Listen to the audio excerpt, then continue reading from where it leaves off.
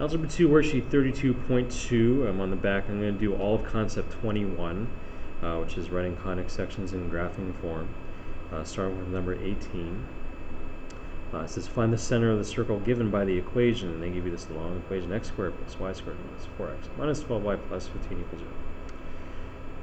Now, there are a couple tricks with this. You have notice that all four choices, this is a multiple choice question, all four choices have the same numbers. They're just different signs.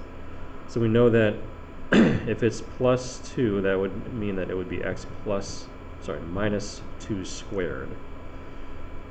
That one would mean it would be y minus 6 squared. And the only thing that's changing from each one to the next is just those signs. So we're wondering, when we change this in the graphing form, which of these would it turn into?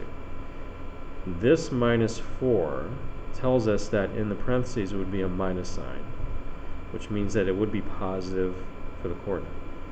This minus 12, same idea, means it's minus here, which means it's positive for the coordinate. So we lucked out in that since these signs match these, which would give us this, both of these being positive, our choice would be A for number 18. Number 19, you have to do quite a bit more work. 19, you've got that equation, x squared plus 4y squared minus 6x plus 8y plus 9 equals 0. We have to change it to graphing form. This C tells me it's got a center, and then the major axis length will have to do with the ellipse. Good afternoon, teachers. I'd like to remind you I'm still missing attendance, so please make sure your attendance has been submitted for today. Once again, please make sure your attendance is submitted for today. Thank you and have a good evening. I take my attendance, I'm just saying. So for number 19, I wrote it on a separate page so I could have more work to put it in graphing form. So, there we go. Now for putting it in graphing form, we're going to put the x's together and then the y's together. We're going to move this constant to the other side. So our x squared will be paired up with this minus 6x. And I'm going to close that off, put a plus blank, because I'm going to complete the square, because eventually I want it to look like this. Same thing with the y's, plus. Now here's the tricky thing. I'm going to take the 4 out of the y's. So I'll have y squared, but instead of plus 8y, that's now a plus 2y. Because again, I'm factoring the 4 out of the 8. 4 into 8 goes twice. Plus blank. Now when I moved this positive 9 over, I'm subtracting it, which means it's negative 9 on this side. Which means, let me zoom out just a little bit. I'm going to put a plus blank for this first one from the x's, and then plus 4 blank from this 4 and the blank here with the y's. Now when you complete the square, remember we're just cutting this in half and squaring it. Half of 6 is 3, squared is 9, which means that's 9 and 9 there. Half of 2 is 1, squared is 1, 1 there. So now on this side, the 9's cancel, negative 9 and 9 cancel each other out, and leaves us with just this 4. 4 times 1 gives us 4. Plus 4 squared. And now when I factor, this becomes x minus 3 squared. The minus sign from the 6 goes right here.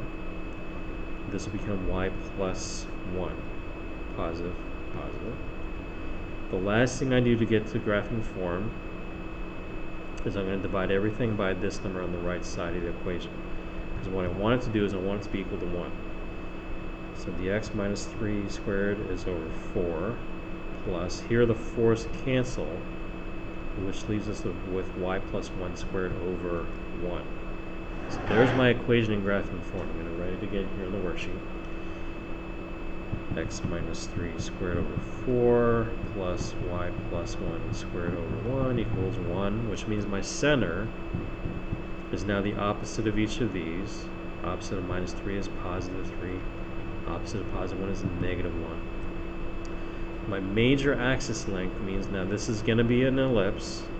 The major axis comes from whichever one of these is larger. The 4 is larger. The square root of the 4 is 2. Which means when I'm starting from the center point, I have to go 2 left and 2 right. 2 and 2 would be a major axis length of 4 when I add those together. So there's number 19. Number 20, we're back to multiple choice.